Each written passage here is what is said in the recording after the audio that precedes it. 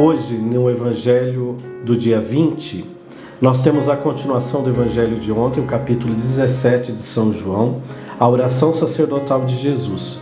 E Jesus começa dizendo: sejam como nós. Nós quem? A Trindade, o Pai, o Filho e o Espírito Santo. Porque começa também, no capítulo 17 de São João, a revelação de que Deus é uno e trino.